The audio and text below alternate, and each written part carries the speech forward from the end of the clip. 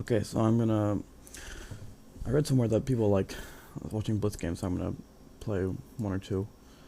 Alright, so I'm playing a pirc here. I've been studying a little bit. I don't know very much about it yet, but... Alright, so this system is this is a very characterized by an early bishop e3, queen d2. So we have to play very quick on the queen side, or else we're gonna get crushed on the king side. Also, notice that we delayed bishop g7 because in a lot of variations he's going to play bishop h6 and just force us to exchange it anyway, so for that reason I'm going to delay bishop g7 as long as possible. Just develop my other pieces. Okay, continue. This knight sometimes is good on b6 because if you ever play g5, I want to have an escape square for the f6 knight. It also makes this move interesting, and now I've opened up the b file. Notice this pawn is fairly difficult to attack. You know, it looks weak, but I don't see how he can attack it right now. If he ever plays bishop h6, since I haven't played bishop g7, I haven't wasted any tempo. Well, see, there we go. So now he's castled kingside. It seems to me like his attack is kind of done. I'm going to activate this rook before I play bishop g7. Since I've already opened up the b file, I might as well. And now I'll play, well, let me think. I can still delay it a little longer if I want. I could also play d5 here, and yeah, I'm gonna play d5 here and shut the center down, and make sure that this c4 pawn is defended. I've got to be a little bit careful of e6. So I might play knight h5 here. Let's calculate knight h5. The only tricky part is if he plays g4, right? If g4, I have to play knight g7, and if he plays bishop h6 there, then I'm going to lose the right to castle.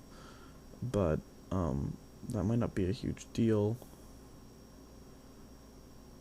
Let's just say that's unclear, and let's look at this other variation, knight here, and then after e6, which is kind of the thematic pawn sacrifice, pawn takes, then he has no... He can play knight f4, and then after I move my knight, my bishop's defending, and I don't see any way for him to take advantage of that. So I'm just going to play this. I can even play knight f... Yeah, I can just move knight f6 afterwards, and this pawn is pretty okay. This e6 pawn break is pretty thematic, but it doesn't seem so easy for him to take advantage of it. I'm just up a pawn now.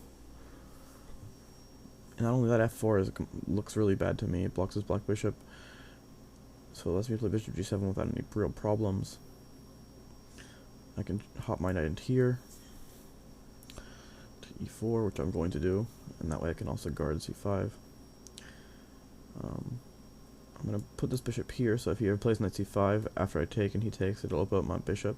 This is kind of the optimal time to play bishop g7. Alright, so now he wants to trade knights. Well, I can't let him trade knights because that would triple my pawns, and that would be pretty devastating.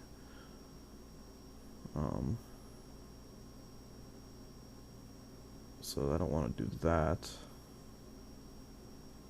I also don't want to really let him put his knight on c5. This is kind of a tricky situation. This is a critical position, I think. Okay, I'm going to play knight here. And the idea behind this move is if he plays knight c5, I'll have him play knight b7 pretty immediately, and get rid of that c5 knight, which is going to be really annoying. It's very well placed. It's attacking my e6 square. I really can't allow him to have a knight placed in that outpost. You know, he might play knight a4 again, just kind of being annoying, but alright, well.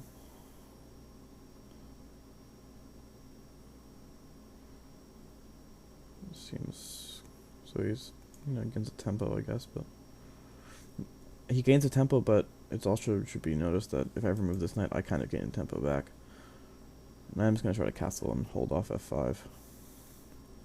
I'm still up a pawn. That's why he's got the initiative. But even having, Alright, so my plan would probably be we'll trade this bishop for this knight if I can. Probably not going to happen. This bishop's really bad. Another option is to play bishop onto a6 and to try to maybe sacrifice the pawn back for activity, but might open the b file. Is probably not a great idea. I definitely have to castle soon. My thematic break is pawn breaks. Always look for pawn breaks, especially in Blitz. c5 is probably my pawn break at some time, but before I can do that I have to have my rook on c8, so... Oh no, see that's wrong. That can't be right. This kind of gives me access to this square. I can play queen a5. Only question is, should I play it immediately? If I play it now, you can play knight b4, attacking c6 pawn with a tempo. I'm gonna castle first, continue development before I start worrying about little things. And I'll probably put my bishop onto d7 before I play this kind of stuff. Because that way, if he plays knight b4, the c6 square is guarded, and I won't have to worry about it. And then I can play c5 immediately. Or I can play c5 immediately, I guess, anyway. Let's see. Queen a5, knight b4, c5, knight c6. It's kind of nasty. Okay, so he's going to play for h5, but...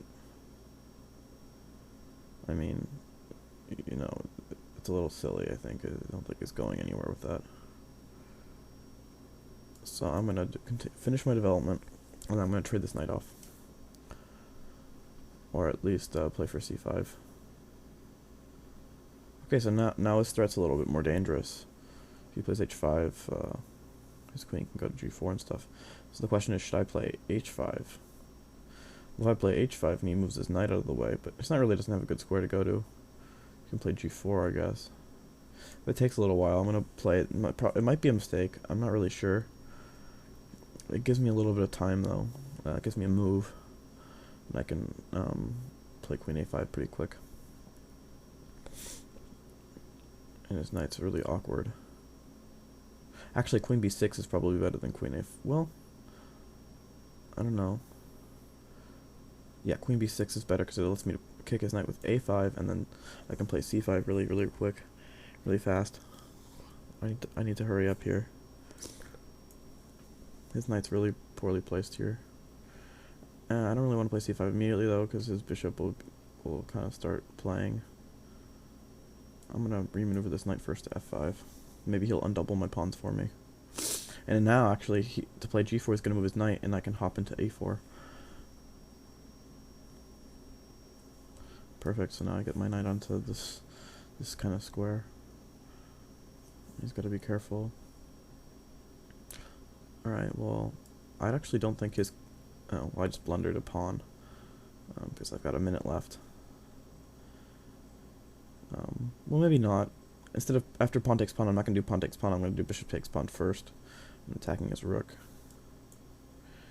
I'm not really sure if this blunders a pawn, it's kind of complicated. Oh wow, that's very sharp. He wants to play queen here and checkmate me.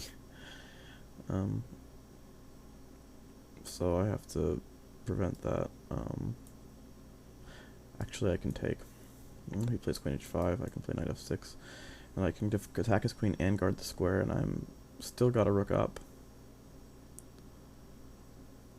I don't know how I'm going to get this bishop out of here, but nonetheless, I am a rook up. I can take this pawn, that's how I can do it, because his pawn is pinned. I have to be careful. Yeah, I have to be careful with knight h5 stuff. But if I can just put my rook in the h file, his attack should completely end. Okay, well, that doesn't really mean anything to me. Alright, I think I've consolidated my defense. He's going to try to pin me. Well, I'm just going to take this now and close this up. I have to play quickly now. I only have a few seconds left.